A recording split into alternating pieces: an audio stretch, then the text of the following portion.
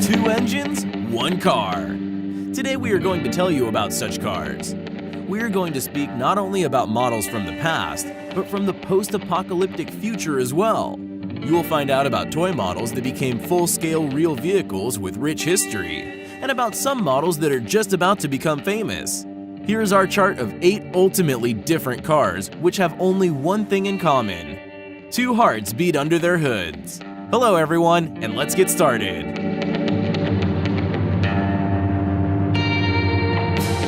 In the far 70s, when people in Europe were driving Citroën DS, Fantomas was in the cinemas. This 10-wheeled monster, one of a kind, was represented to the wide audience. The official name of this concept car is Citroën DS Michelin. The 9 tons heavy car was 7 meters long and had 2 250 horsepower engines roaring inside.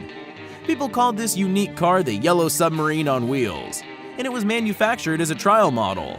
Michelin used it to test new high-tension tires for trucks, so they didn't have to worry about the driver's safety in case a wheel suddenly explodes. But the most important thing is why such an ugly truck should have had not 1 but 2 engines? The answer is quite obvious. The point is that the other nickname of this Yellow Submarine is Centipede. Of course, it didn't have 40 legs. It didn't even have 10, as we mentioned before, but 11. The first standalone engine put in motion 6 rear driving wheels and 4 front idle wheels. The second engine was designed to run only one 11th wheel, which was being tested and placed inside. At the right moment, it went down and touched the ground. The test was starting right after that. The Volkswagen Golf 87 was driven by 2 engines and had 650 horsepower. But even such powerful parts haven't helped the car to win the famous Race to the Clouds, the competition it was especially assembled for. But first things first, in the 80s, there was a direct competition between Audi and Volkswagen. Trying to surpass the competitor, the latter began conducting experiments with cars that had 2 engines. Since the new models were bound to succeed across the continents, the management decided to take part in the famous Pikes Peak International Hill Climb, where the Audi Quattro shone on for several years. The second-generation Volkswagen Golf, equipped with 2 1.8-liter engines, was used as a base for the racing prototype design. The honor of driving such a mountain fighter was given to Klaus Joachim Klein. The car got off to a running start, but came in only 3rd.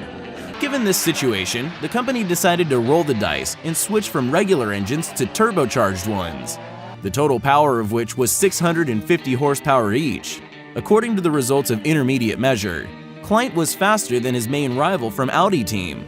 It was not meant to be that Golf would see a final flag, as its front suspension got broken just at the last couple turns before the finish line.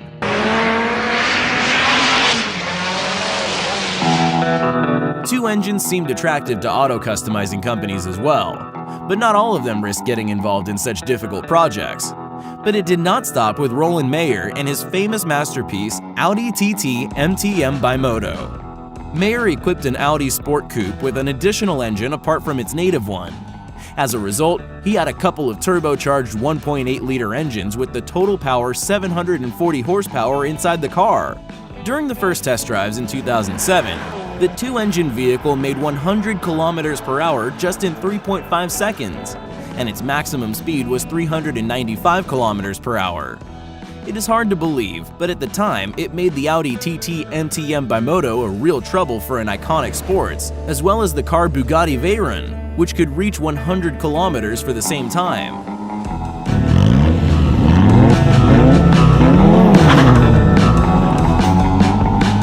The off-roader Jeep Hurricane. Its design involves the use of 2 separated 5.7-liter engines, Hemi V8 330 horsepower each.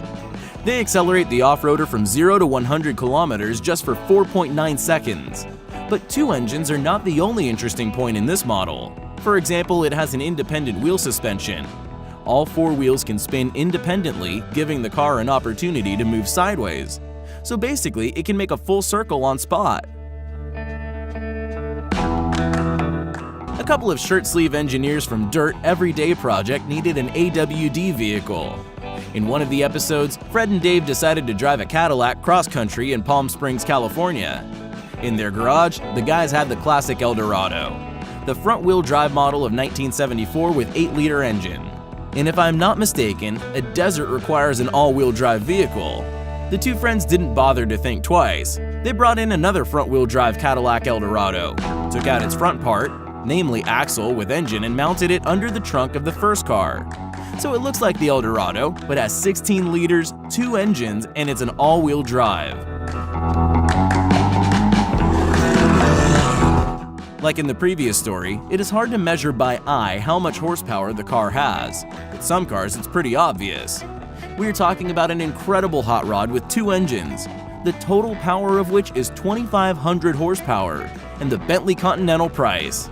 The model, called Twice Blown, is a Ford delivery sedan of 1932, but almost completely revamped. There are 2 1250 horsepower twin turbocharged Hemi engines, one after another in the enormous engine compartment. The huge rear wheels receive crazy torque, and if it is not enough for someone, there are 2 nitrogen cylinders in the trunk. As weird as it may seem, it is absolutely legitimate to drive this car on city roads.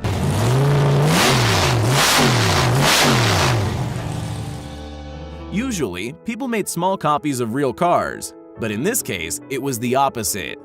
We are happy to bring Twin Mill Hot Wheels to your attention. A car copied from a toy. The toy went on sale in '69 and became the first company car with the unique design, and it was terrific. The creator of the model suddenly realized that the car body was too wide. It was that big that it could contain something more besides one power unit. And right after the collector's batch of 12 million items was produced, a lot of people got the idea to design a full-scale model. The first working prototype was presented in 2001 at SEMA Show in Vegas. It was a real, fully functional car, hot rod and supercar at the same time. It had 2 8-liter Chevy engines. However, the view from the cockpit is pretty limited, and it is all because of the engines. But all of the inconvenience is compensated by the incredible design and perfect recognition of this model. So here is the last car on our list today. We are talking about the Citroën 2CV Sahara, the only 2-engine mass-produced vehicle. Sahara can be proud not only of its unique parts, it also has a rich history. Everything started in 1965 in Nigeria, when a cheap French car was purchased by a British anthropologist for work. Due to the civil war flamed in Nigeria, the anthropologist had to stop his research and return home. The British guy decided to come home right on his Citroën, though that practically could not happen.